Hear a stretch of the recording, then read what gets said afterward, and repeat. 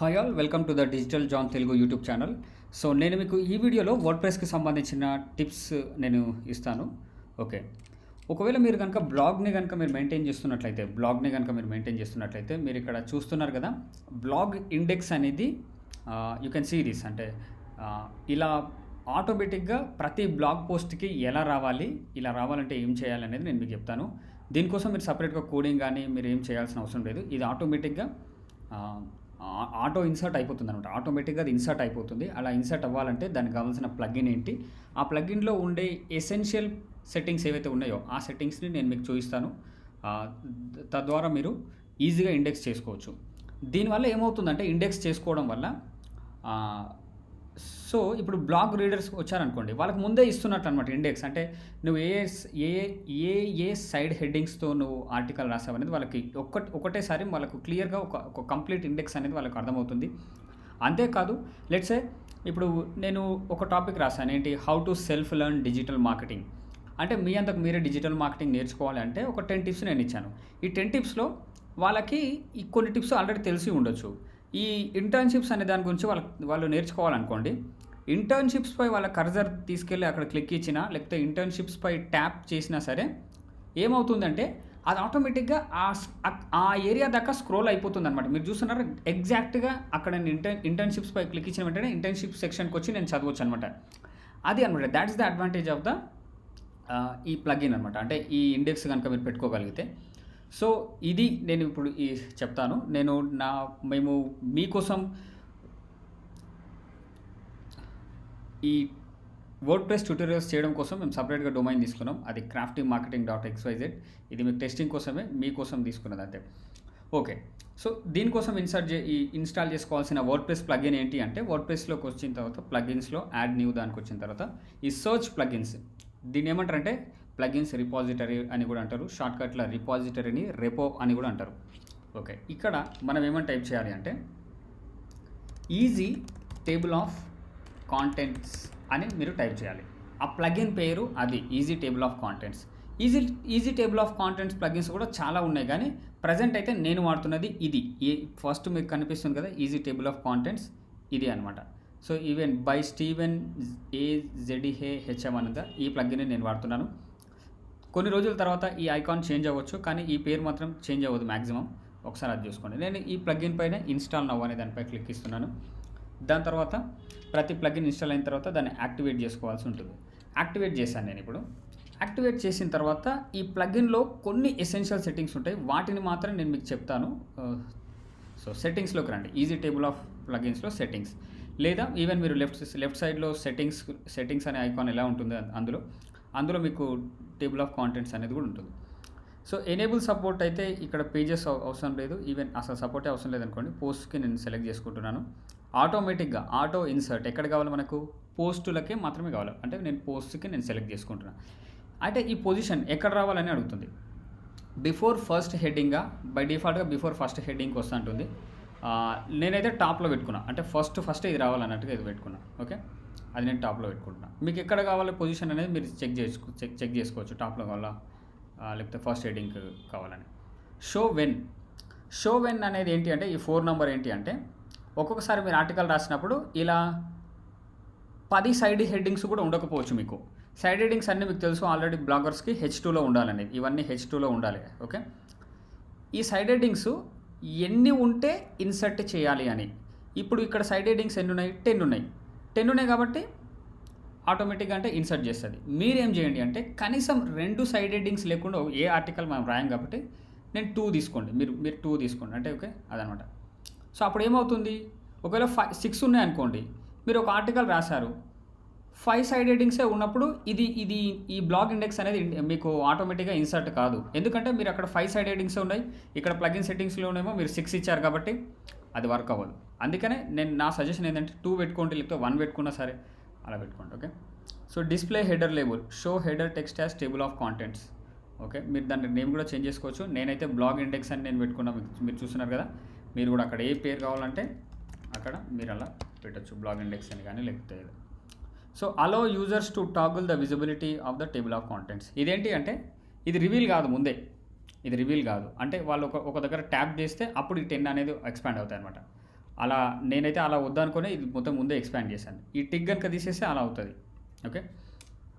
So దాని తర్వాత ఇవన్నీ మీరు ఇగ్నోర్ చేయొచ్చు. కౌంటర్ ఏం అవసరం లేదనుకోండి, అది లెట్ ఇట్ బి డెసిమల్ లాగానే ఉండండి.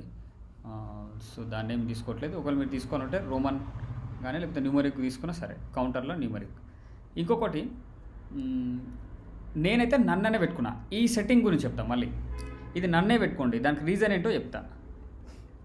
ఇక్కడ మీరు నంబర్స్ ఇచ్చారనుకోండి, ఆటోమేటిక్గా ఇది నంబర్స్ ఇస్తుంది. దేనికి? సైడ్ హెడ్డింగ్స్కి. ఇప్పుడు సైడ్ హెడ్డింగ్స్కి ఇక్కడ the clarity in your decision అని ఉంది కదా, ఈ ప్లగినే ఆటోమేటిక్గా 1 నెంబర్ ఇస్తుంది. మీరేం చేస్తున్నారు? ఇక్కడ కూడా నెంబర్ ఇస్తున్నారు. అప్పుడు ఏమవుతుంది? అది ఒక నెంబర్ ఇస్తుంది, మీరు ఇక్కడ 1 నెంబర్ ఇస్తే ఏమవుతుంది? 1 1 అవుతుంది. అట్లా కాకుండా ఏం చేయండి అంటే, ఇక్కడైతే నన్ను పెట్టుకోండి కౌంటర్. ఇది ఏమొద్దని చెప్పండి, మీరే ఇక్కడ 1 నెంబర్ ఇవ్వండి. దానివల్ల ఏమవుతుంది? ఇక్కడ కూడా నంబర్స్ వస్తాయి. దాంతోపాటు ఏమవుతుందంటే, చదివే రీడర్స్కి కూడా చదువుతున్నప్పుడు ఓహో ఇది నేను చదువుతున్నది సెకండ్ పాయింట్, ఓహో ఇది నేను థర్డ్ పాయింట్ అనేది అర్థమవుతుంది. దానికోసం నేను అలా పెట్టుకున్నాను. మీరైనా సరే I recommend you to use this, అంటే ఇదే వాడండి. లేకపోతే ఏమవుతుంది, ఇది ఏ పాయింటో తెలుసుకోవాలంటే మళ్ళీ వాళ్ళు ఇండెక్స్ దాకా వెళ్ళాల్సిన అవసరం లేదు. ఓకే, నేను అందుకోసం అలా చేశాను అంతే. మీరు మీ ఇష్టం, మీ ఫ్లెక్సిబిలిటీ ఎలా ఉంది, కౌంటర్ ఎలా పెట్టుకున్నా సరే. సో దాని తర్వాత ఇవన్నీ సెట్టింగ్స్ నేను చెక్ చేయట్లేదు. ఈవెన్ మీరు కావాలన్నా మీరు చెక్ చేసుకోవచ్చు. అంటే సో దాని తర్వాత హెడ్డింగ్స్ ఎన్ని ఉంటే రావాలని, H1 బై డిఫాల్ట్గా ఆల్రెడీ ఉంటుంది టైటిల్స్, దాన్ని ఏం అక్కడ ఇన్సర్ట్ చేయాల్సిన అవసరం లేదు. మీరు H2 H3లు చాలు, లేకపోతే H4 ఉంటే H4 పెట్టుకున్నా సరే. ఇన్ని దాకా అవసరం లేదు. పెట్టుకున్నా నో ఇష్యూస్. అవన్నీ పెట్టుకున్న తర్వాత ఏం చేయాలి? సేవ్ చేంజెస్ చేయాలి అంతే. సేవ్ చేంజెస్ చేశారంటే ఎసెన్షియల్ చేంజెస్ అయిపోతాయి. ఇప్పుడు నేను పోస్ట్లోకి వస్తున్నా. పోస్ట్లోకి వెళ్ళిన తర్వాత మీరు ఏమైనా ఆర్టికల్స్ రాశారనుకోండి, లెట్స్ సే హలో వరల్డే తీసుకుందాం. ఓకే, హలో వరల్డ్కి వచ్చేసి ఇక్కడున్న కాంటెంట్ని ఒక 2 ఇది తీసుకుందాం.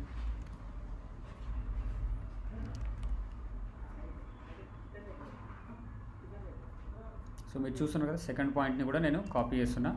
నేను జస్ట్ అంటే టెస్టింగ్ పర్పస్ కోసం మీకు చూపించడం కోసం నేను 2 తీసుకున్నా. ఇవన్నీ H2లోనే ఉన్నాయి. ఇవన్నీ సైడ్ హెడ్డింగ్స్ అని H2లో ఉండాలి, మళ్ళీ గుర్తుపెట్టుకోండి. ఇది H2 అంటే దాన్ని బట్టి అది పిక్ చేస్తుంది అనమాట. సో దాని తర్వాత మీరు ఇప్పుడు ప్రివ్యూ చేంజెస్కి వెళ్ళండి. కావాలంటే చూద్దాం. ప్రివ్యూ చేంజెస్కి వెళ్ళారంటే అది ఆటోమేటిక్గా మీకు ఇన్సర్ట్ అయిపోవాలి. But let's see.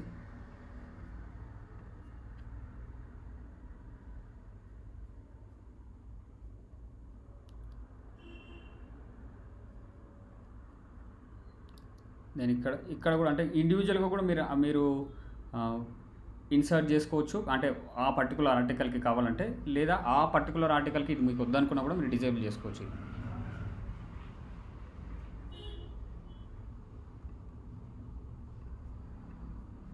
ఓకే, నేను ఇది ఓపెన్ చేస్తున్నాను. హలో వరల్డ్ బ్లాగ్ వచ్చేసి